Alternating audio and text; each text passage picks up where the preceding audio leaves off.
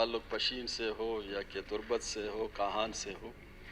लोगों की जो मैंडेट होती है उनकी एहतराम करते हुए जो लोग यहाँ आके बैठते हैं, बाकी पार्टियों की जानिब से मुबारकबाद देनी, पार्लिमानी जो लीडर हैं, ये एक बेहतर माहौल है। जनाब स्पीकर साहब, आगा साहब को मुबारकबाद देते हुए इसके साथ ही मैं पशीन के उन तमाम लोगों को मुबारकबाद देता हूँ और उन तमाम पॉलिटिकल पार्टी को मुबारकबाद देता हूँ जिन्होंने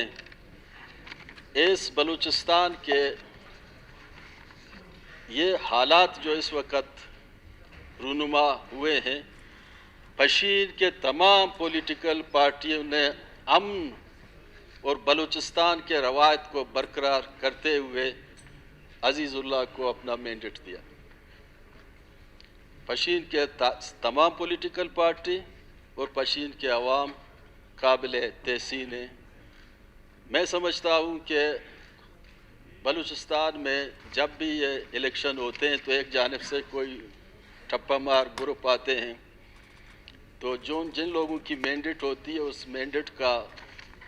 एहतराम न करते हुए पार्लियामेंट में ऐसे लोग आते हैं जिनको अवाम की कोई दर्द नहीं है।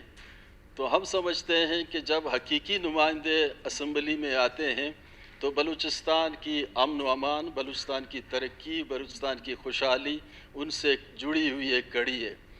इसी उम्मीद के साथ कि आगा साहब बलूचिस्तान के रवायत को बरकरार रखते हुए अपनी सलाहियतों से बलूचिस्तान के अवाम की खिदमत को जारी रखेंगे। Thank you. मैं अपनी पार्टी की जानिब से, बलूचिस्तान नेशनल पार्टी अवामी की जानिब से उनको मुबारक